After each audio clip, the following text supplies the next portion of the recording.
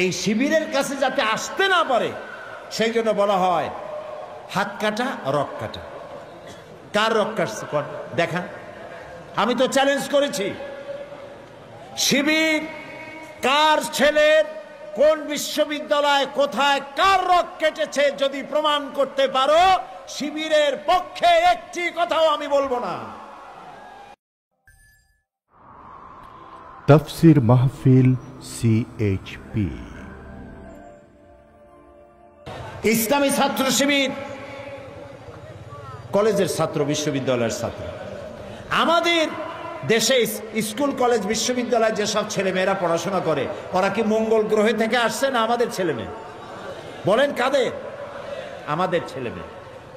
কিন্তু বিশ্ববিদ্যালয় থেকে আমরা যে ধরনের ছাত্র আশা করি সেরকম ছাত্র কি বেরোচ্ছে? সেরকম বেরোচ্ছে না। অর্থাৎ কেউ সন্ত্রাসী হচ্ছে, কেউ মাস্তান হচ্ছে, কেউ চাঁদাবাজ হচ্ছে। দোষ তো আমাদের ছেলেদের না, দোষ হচ্ছে সিস্টেম অফ এডুকেশন, লেখাপড়া শিক্ষা পদ্ধতির দোষ। এই যে দেখুন, এতক্ষণ যা বললাম কথা তো বোঝা লাগবে আপনাদের, নাকি বোঝা লাগবে না? এতক্ষণ যে কথাগুলি বললাম, এই রসুলের জীবনী যদি কলেজ বিশ্ববিদ্যালয়গুলি পড়ানো হতো তাহলে আমাদের ছেলেগুলি ভালো হইতো কিনা বলেন?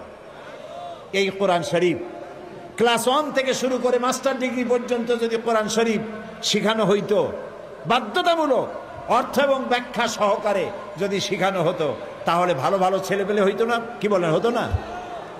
এই শিবিরের কাছে যাতে আসতে না পারে সেই জন্য বলা হয় হাত কাটা রক কাটা। কার রক কাটছে দেখান। আমি তো চ্যালেঞ্জ করেছি, শিবির কার ছেলের কোন বিশ্ববিদ্যালয় কোথায় কার রক কেটেছে যদি প্রমাণ করতে পারো, শিবিরের পক্ষে একটি কথাও আমি বলবো না। কাজী বাজে কথা বলে কোনো লাভ নাই। এইসব কথা বলে ইসলামী আন্দোলনকে ঠেকানো যাবে না। ঠেকানো যাবে যাবে না। যতই এই যে 15 দল 20 দল 22 দল একসাথে হচ্ছে না ভাই, বড় বড় এক একটা শূন্য, 0 + 0 + 0 + 0 from Khulna to Dhaka equal to কত? একটা বিগ জিরো। এই সব বামেদের নেতারা, যত নেতা আছে, আমি চ্যালেঞ্জ করলাম, নিজের জন্মভূমিতেও যদি দাঁড়ায় 100% জামানত বাজেয়াপ্ত হবে, একটাও পার্লামেন্টের সদস্য হতে পারবে না। কাজী এগুলি নিয়ে দল করিয়া, বড় বড় দল দেখাইয়া ইসলামের বিরুদ্ধে কথা বলিয়া কোনো পার পাওয়া যাবে না ইনশাআল্লাহ। বলেন ইনশাআল্লাহ। মানুষকে চরিত্রবান বানাতে হবে। সেই চরিত্রবান বানায় কোরআন। চরিত্রবান বানায় কিসে? কোরআনে বানায়। মাদ্রাসার শিক্ষা আর বিশ্ববিদ্যালয়ের শিক্ষা, দুই শিক্ষা এক না। এই জন্য আমি বলে থাকি, আপনারা লক্ষ্য করে দেখবেন, মাদ্রাসায় যারা পড়াশোনা করে অপরাধ প্রবণতা সেখানে কম। এটা ঠিক কিনা বলেন? অপরাধ প্রবণতা কম কোথায়? আমি একথা বলবো না যে মাদ্রাসায় যারা পড়ে তারা ফেরেশতা, আমি তা বলবো না। অপেক্ষাকৃত সব থেকে ভালো হয় কোথায় বলেন? একটা প্রমাণ দেই। আপনারা যদি হাঁটাহাঁটি করেন তাহলে আমার পক্ষে কথা বলা মুশকিল। প্রিয় ভাই সব, বাংলাদেশে 460টা থানা আছে, 460টা উপজেলা আছে। প্রত্যেকটি উপজেলায়, থানায় ওই এলাকার গুন্ডা, বদমাইশ, চোর, ডাকাতদের লিস্ট আছে না নাই? বলেন আছে কিনা? এই খুলনা কোতোয়ালি থানা আছে না একটা, ফুলতলা থানা আছে, সোনাডাঙ্গা থানা আছে, রূপসা থানা আছে, আছে না? এখানে একটু যাইয়েন, যাইয়া ওসি সাহেবকে বলবেন না থানার চোর, ডাকাত, বদমাইশ, মাস্তান, সাদাবাজ, খুনি, ওদের একটা লিস্ট আমাদের দেখান। এবার লিস্ট সামনে নিয়ে দেখেন ওখানে কয়জন মৌলানার নাম আছে, কয়জন পীর সাহেবের নাম আছে, কয়জন মসজিদের ইমামের নাম আছে, কয়জন মাদ্রাসার শিক্ষকের নাম আছে। এই কথাগুলি কি মাথায় ঢোকে? বুঝতে পারেন? আচ্ছা, জেলখানা আছে না বাংলাদেশের সব জায়গায়? জেলারের কাছে যান এবং লিস্ট তালাশ করেন, ওখানে লিস্টটা হাতে নেন। মাদ্রাসায় শিক্ষিত লোক জেলখানায় কয়েদি বেশি না কলেজ বিশ্ববিদ্যালয়ে যারা বলেছে তারা বেশি? তাহলে মানুষ তো লাভের দিকে বেশি যায়। আপনারা কি লাভে যাবেন না নোকসানে যাবেন? কোনটায় যাবেন? লাভ, লাভের দিকে যেতে চান কারা? দেখি তো লাভ চান কারা কারা? ও মাশাআল্লাহ, কি এর লাভটা বোঝার আগে হাত উঁচু করে ফেলেছেন। আচ্ছা, হাত নামান। মানুষ লাভের দিকে ঝোঁক প্রবণতা থাকে বেশি, নোকসানের দিকে কেউ যাইতে চায় না। এটাই তো ঠিক কথা। এখন যেটা বলবো সেটা কোরআনও না হাদিসও না, একটি রূপক কথা। কিয়ামতের দিন এক ব্যক্তিকে উপস্থিত করা হবে, এক ব্যবসায়ী। তারে ফেরেশতা বলবে, ব্যবসায়ী তুমি যে আমল করেছো দুনিয়ায়, পাপ আর পুণ্য দুটো সমান সমান হয়ে গেছে, এখন তুমি বলো কোথায় যাবা, বেহেশতে যাবা না দোজখে যাবা? ব্যবসায়ী বলতেছে, ভাই ফেরেশতা আমি তো ব্যবসায়ী মানুষ, বেহেশতও চিনি না দোজখও চিনি না, যেখানে গেলে আমার 2 টাকা লাভ হয় ওইখানে আমার পাঠায়। মানুষেরা লাভের প্রতি ঝোঁক প্রবণতা এটা বেশি। আপনারা হাত তুলেছেন না বুঝে, তুললেও ঠিকই তুলেছেন। লাভ আমরা চাই। আমরা কি চাই? এই লাভের কথা কোরআন শরীফে আল্লাহ বলেছেন, ইয়া আইয়ুহাল্লাযীনা আমানু হাল আদুল্লুকুম আলা তিজারাতিন তুনজিকুম মিন আযাবিন আলিম। এমন একটা ব্যবসা কি বলবো না যে ব্যবসায় তোমাদেরকে লাভবান করবে, একেবারে কঠিন শাস্তি থেকে বাঁচায় দেবে? আল্লাহ নিজেও ব্যবসার কথা বলেছেন। প্রিয় ভাই সব, লাভ হলো আমাদের ছেলে মেয়ে, আমাদের ভবিষ্যৎ। আমাদের ভবিষ্যৎ হলো আমাদের সন্তান। এই সন্তানগুলি যদি ভালো হয় তাহলে আমার কিসমত ভালো, সন্তান যদি খারাপ হয় কপাল পোড়া। কতটা ভালো হইতো যদি আমরা মরে যেতাম আর আমাদের কবরের, আমাদের জানাজার লাশের সামনে এসে দাঁড়ায় যেত আমার ছেলে জানাজার ইমামতি করার জন্য। শুনতে কেমন লাগে? খারাপ লাগে না ভালো লাগে? কাবা শরীফের মসজিদ হারামের ইমামের তেলাওয়াত তো শুনেছেন নিশ্চয়ই আপনারা। ফজিলাতুল শেখ আব্দুর রহমান আস-সুদাইস, সুবহানাল্লাহ, কি তেলাওয়াত! কারে কয় তেলাওয়াত! মানুষ পাগল হয়ে যায় তেলাওয়াত শুনে। তবে যেমন তেমন ইমাম না, ওনারা পূর্ণ ফুল মিনিস্টার, একজন ক্যাবিনেট মিনিস্টারের মর্যাদা রাখেন। কাবার ইমাম, ডক্টরেট ডিগ্রি হোল্ডার, বড় আলেম।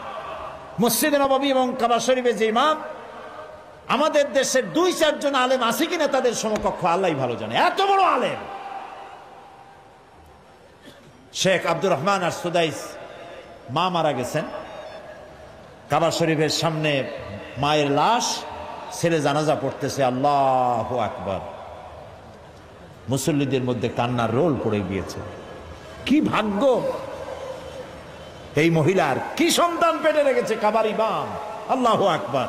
আল্লাহর দরবারে মঞ্জুর হয়ে যাবে। আহারে, ছেলেটারে মাদ্রাসায় দিলেন না, মাদ্রাসাটারে আউটডেটেড মনে করা হলো। মাদ্রাসায় দেবে কি? ছেলের নামটাও আরবিতে রাখবে, মুসলমানি রাখবে, তাও পছন্দ হয় না। ছেলের নাম তো বল্টু। এই যে বল্টু, মন্টু আর সেন্টুরা, এরা কিন্তু জিন্দিগিতে কিছু করতে পারবে না। আপনি দেখেন, এইসব হাবিজাবি নামের লোক পৃথিবীতে কিছু করতে পারছে নাকি? খোঁজেন, খোঁজেন।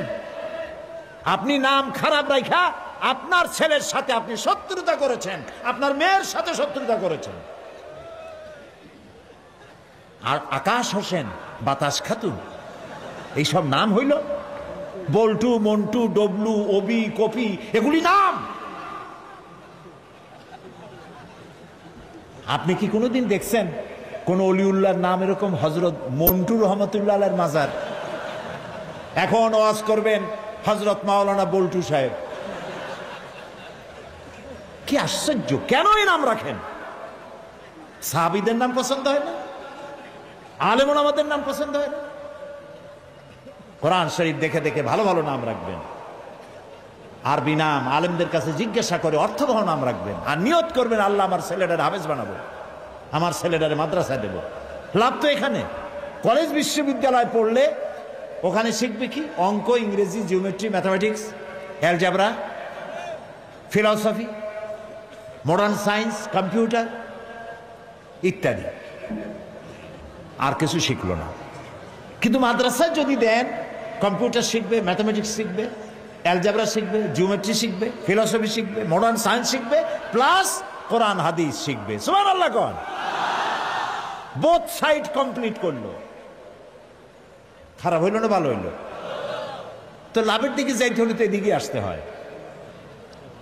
কলেজ বিশ্ববিদ্যালয়ের দোষ না। আমরা চাই শিক্ষা ব্যবস্থা এমন হোক, কলেজ থেকে যে, বুয়েট থেকে যে ইঞ্জিনিয়ার বের হবে সে মুসলমান ইঞ্জিনিয়ার হবে। ওখান থেকে বের হয়ে ইঞ্জিনিয়ার হয়ে এসে রাস্তায় ফাঁকি দেবে না, ব্রিজে ফাঁকি দেবে না, বিল্ডিং এ ফাঁকি দেবে না, পকেট সমস্ত সিমেন্ট রড খাইয়া 1 বছরের মধ্যে ব্রিজ ভাঙ্গে জাহান্নামে চলে যাবে, এরকম হবে না। কথা পছন্দ হয় না, খারাপ লাগে?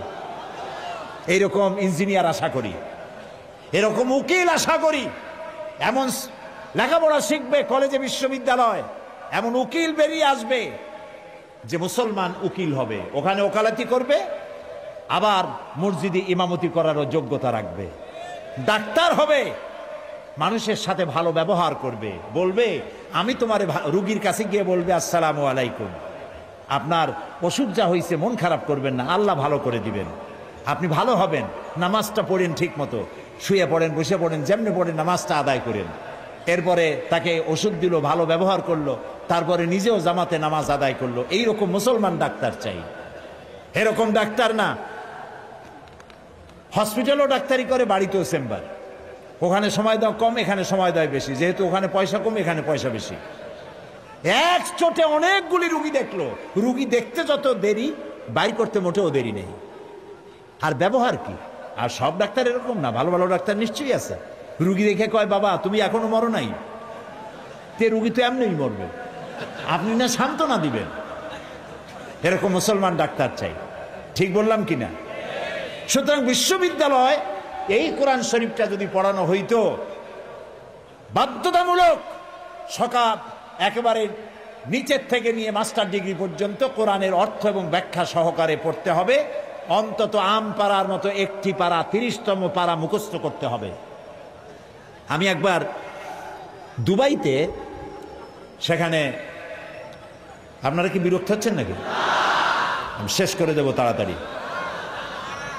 ট্রানজিট কিছু সময়ের জন্য আমাকে থাকতে হবে, তারপর অন্য ফ্লাইট ধরবো। তখন ফজরে রক্ত হয়ে গেছে। আমি উজু করে, এয়ারপোর্টে মসজিদ আছে, সেখানে এয়ারপোর্টের ভিতরে মসজিদের একটা রুম নেওয়া আছে, সেখানে গেলাম।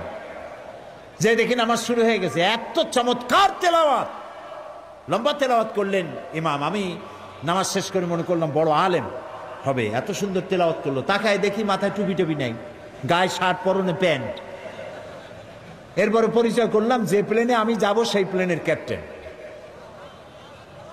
দেখছেন অবস্থা, সৌদি আরবের ক্যাপ্টেন।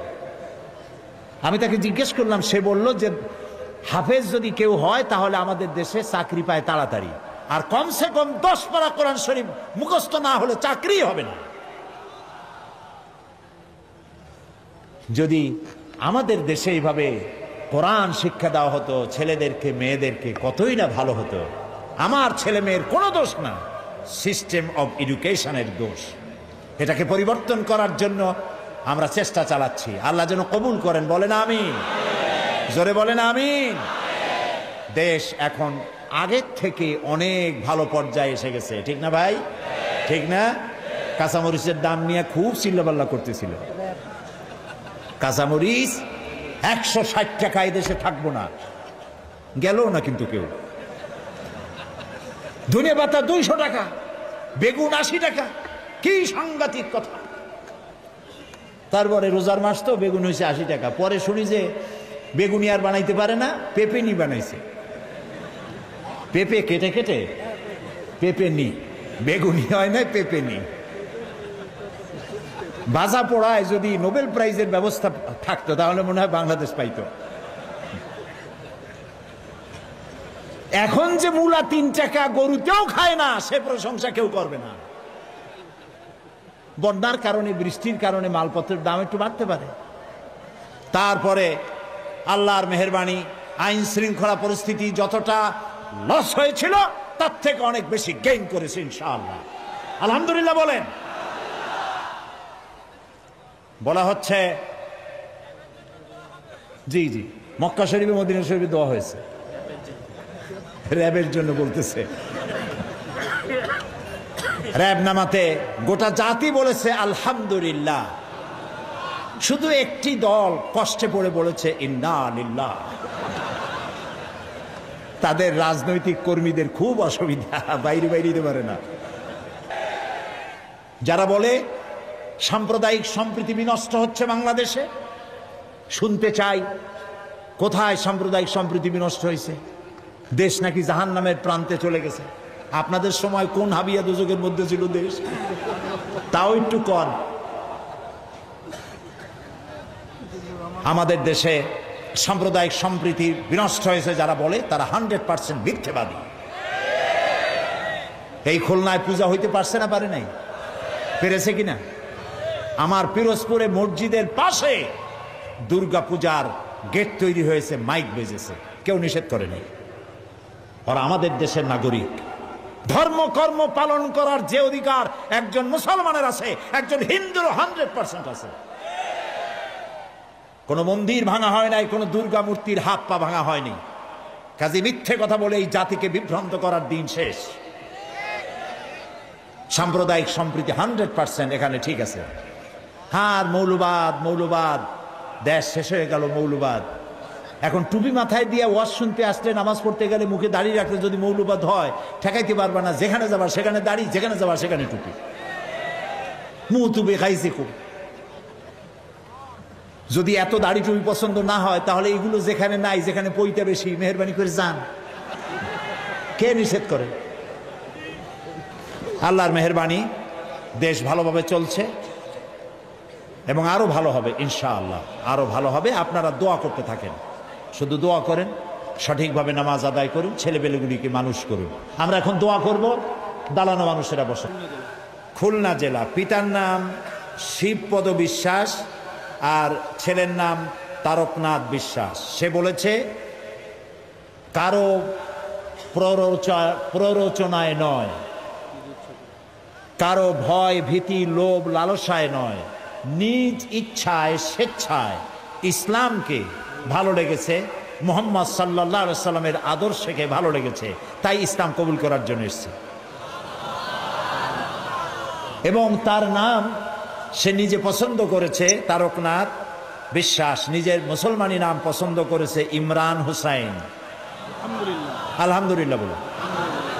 এখন তাকে কালেমা পড়ানো হচ্ছে। বলো লা ইলাহা, লা ইলাহা, একটু মাথাটা নিচে করো, ইল্লাল্লাহু, ইল্লাল্লাহু, মুহাম্মাদুর, মুহাম্মাদুর রাসূলুল্লাহ, রাসূলুল্লাহ। আল্লাহ ছাড়া, আল্লাহ ছাড়া কোনো ইলাহ নাই, কোনো ইলাহা নাই, উপাস্য নাই, উপাস্য নাই। মুহাম্মদ মুহাম্মদ সাল্লাল্লাহু সাল্লাল্লাহু আলাইহি ওয়াসাল্লাম আলাইহি সাল্লাম আল্লাহর প্রেরিত রাসূল। রাসূল। আশহাদু আন আশহাদু আন লা ইলাহা লা ইলাহা ইল্লাল্লাহু ইল্লাল্লাহু ওয়াহদাহু ওয়াহদাহু লা শারীকা লা শারীকা লাহু লাহু ওয়া আশহাদু ওয়া আশহাদু আন্না মুহাম্মাদান মুহাম্মাদান আবদুহু আবদুহু ওয়া রাসূলুহু ওয়া রাসূলুহু। আমি সাক্ষ্য দিচ্ছি, আমি সাক্ষ্য দিচ্ছি, আল্লাহ ছাড়া কোনো ইলাহ নাই, কোনো ইলাহা নাই, মাবুদ নাই, মাবুদ নাই, উপাস্য নাই, উপাস্য নাই। তিনি এক, তিনি একক, তার কোনো অংশীদার নাই। আমি আরো সাক্ষ্য দিচ্ছি, মুহাম্মদ সাল্লাল্লাহু আলাইহি ওয়াসাল্লাম আল্লাহর বান্দা এবং তার প্রেরিত রাসূল। এবার সবাইকে বলো আসসালামু আলাইকুম। সবাই জবাব দেন। এখন রাসূলের হাদিস অনুযায়ী বক্তব্য হচ্ছে এই যে আমরা যত লোক এখানে বসা আছি, ছোট্ট ছোট্ট কচি কচি মাসুম বেগুনা বাচ্চারা ছাড়া আমরা সবাই গুনাহগার। এই যুবকটি এখন নিষ্পাপ, বেগুনা। মা যেমন বাচ্চা প্রসব করে বেগুনা নিষ্পাপ, কালেমা পড়ার সাথে সাথে এই লোকটিকে আল্লাহ তাআলা সেইভাবে নিষ্পাপ করে দিয়েছে। আমি এই বিশাল জনসমুদ্রের পক্ষ থেকে আল্লাহর এই নিষ্পাপ বান্দার সাথে আলিঙ্গন করছি।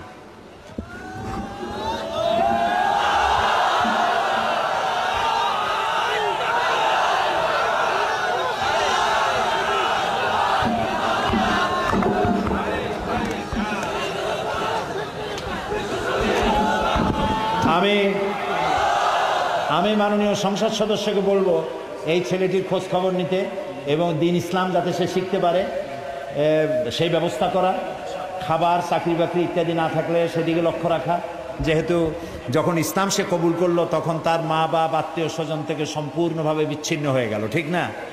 আল্লাহকে বলি, আল্লাহ তাআলা তোমার স্বেচ্ছায় তোমার এক বান্দা কুফরি থেকে তাওহীদে এসেছে, তুমি তার সাহারা হয়ে যাও। আল্লাহুম্মা আমিন। রব্বানা যালামনা আনফুসানা ওয়া ইন লাম তাগফির লানা ওয়া তারহামনা লানাকুনান্না মিনাল খাসিরিন। রব্বানা লা তুযিগ কুলুবানা বা'দা ইয হাদাইতানা ওয়া হাব লানা মিন লাদুনকা রাহমাতান ইন্নাকা আনতাল ওয়াহ্হাব। হে আল্লাহ তাআলা, লাখো জনতা তোমার দরবারে দীর্ঘক্ষণ ধরে আলোচনা করে ভিক্ষুকের মতো, কাঙ্গালের মতো দুইখানা হাত তোমার দরবারে তুলে ধরেছি। মাবুদ গো, দয়া করে আমাদের জিন্দেগীর গুনাহ খাতাকে মাফ করে দাও। হায় আল্লাহ রাব্বুল আলামিন, আমাদের মধ্য থেকে আমাদের যাদের মা বাপ দুনিয়া থেকে বিদায় হয়ে গেছে, আল্লাহ তাআলা কবরগুলিকে জান্নাতের টুকরায় পরিণত করে দাও। রব্বির হামহুমা কামা রব্বায়ানি সগীরা। সবাই পড়েন আমার সাথে, রব্বির হামহুমা কামা রব্বায়ানি সগীরা। হায় আল্লাহ তাআলা, আমাদের জনম দুঃখিনী গর্ভধারিণী মা কত কষ্ট করেছেন, পেটে ধারণ করে 10টি মাস বহন করেছেন, ক্ষুধায় কষ্ট করেছেন, খাবার খাইতে পারেন নাই, ঘুমাতে পারেন নাই, ডেলিভারিতে কষ্ট করেছেন, 2.5 বছর 2 বছর বুকের দুধ খাইয়া বিরক্ত করেছি, পেশাব পায়খানা করে মাকে কষ্ট দিয়েছি। ওই মা যার দুনিয়া থেকে বিদায় হলো, আল্লাহ কবরটাকে জান্নাত বানাইয়া দাও। রব্বুল আলামিন, আমাদের আব্বা নাম ধরে ডাকার মতো এখন আর কেউ নাই, কাছে নিয়া ঘাড়ে চুমা খাওয়ারও কেউ নাই। কত কষ্ট করেছেন, না খেয়ে সন্তান মানুষ করেছেন। বাপজান যার বিদায় হয়ে গেল, বেহেশতে জায়গা বানাইয়া দাও। রব্বুল আলামিন, আমাদের মা বাপ যাদের বুড়া হয়ে গেছে, খেদমত করার তৌফিক আমাদের দিয়া দাও। হায় আল্লাহ তাআলা, মা বাবার জন্য আর একটা দোয়া করি, আমাদের মা বাপ যাদের বৃদ্ধা হয়ে গেছে, আর দালিল উমর থেকে তাদেরকে বাঁচাও, বয়সের নিকৃষ্টতম অবস্থা থেকে তাদের রক্ষা করো। বিছানায় ফালাইয়া পরনির্ভর করে মেরো না মাবুদ, ইমানের সাথে সুস্থ অবস্থায় তোমার কাছে উঠায় নিও মাবুদ।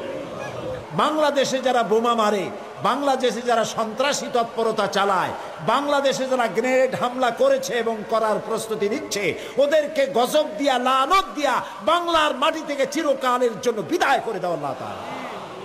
আল্লাহ এই শয়তানগুলোর হাত থেকে দেশটারে তুমি রক্ষা করো। আমি কয়েক সেকেন্ড আপনার জন্য ছেড়ে দিলাম। মাথা নিচ করে, চক্ষু বন্ধ করে, যার যা বলার আছে বলেন, আল্লাহকে বলেন, আল্লাহ দোয়া কবুল করবেন ইনশাআল্লাহ।